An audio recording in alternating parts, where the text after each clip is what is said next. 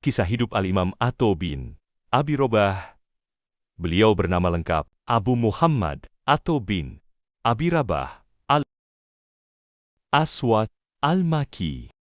Beliau lahir sekitar tahun 27 Hijriah di Yaman, lalu dibesarkan di Makkah, dan wafat sekitar tahun 114 Hijriah.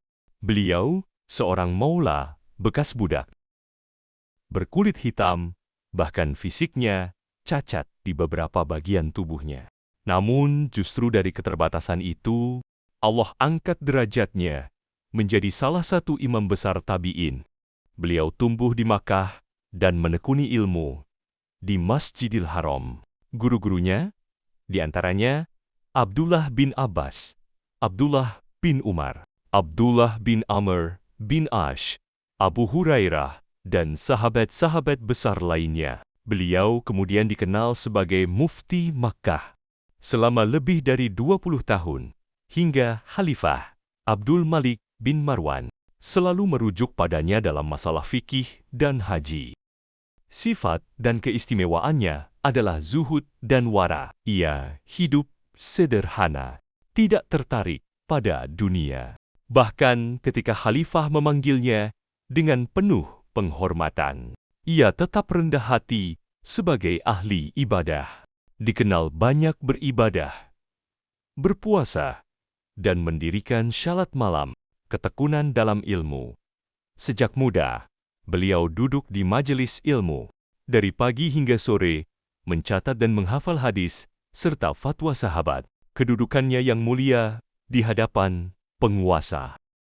Walau seorang bekas budak dan miskin, Khalifah-Khalifah Bani Umayyah sangat menghormatinya. Atta juga terkenal berani berkata benar.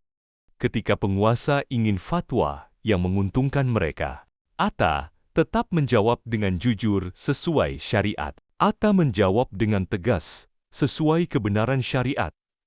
Tanpa takut, ia tidak takut dimarahi, karena baginya yang terpenting adalah ridha Allah. Khalifah pun tidak bisa membantah karena hujahnya kuat. Ketika ada orang yang menawarkan harta, tapi ia tolak dengan berkata, "Aku tidak butuh dunia, aku butuh ilmu dan ampunan Allah." Karya dan warisan ilmu Atho bin Abi Rabah. Beliau tidak menulis kitab secara langsung seperti ulama kemudian, tetapi murid-muridnya menuliskan fatwa-fatwa dan riwayat-riwayat darinya. Dan haditsnya banyak termuat dalam Syahih Al-Bukhari dan Syahih Muslim. Ia dikenal sebagai ahli fikih haji, sehingga para ulama sesudahnya selalu menyebut, "Ambillah manasik haji dari Atho bin Abi Rabah." Murid-murid terkenalnya antara lain Ibnu Juraij, Qatadah, Sufyan bin Uyainah, dan banyak tabi'in lain.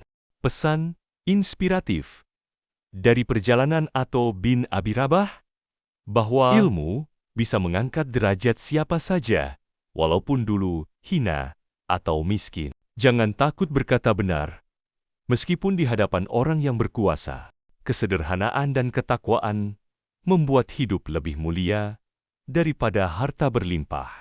Warna kulit, fisik, atau asal-usul bukan penghalang untuk menjadi orang besar di sisi Allah.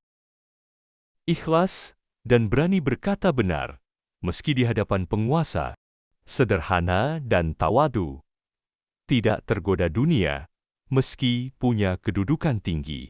Berjuang melawan keterbatasan, di antaranya warna kulit, status sosial. Bahkan, fisik bukan penghalang untuk menjadi mulia di sisi Allah.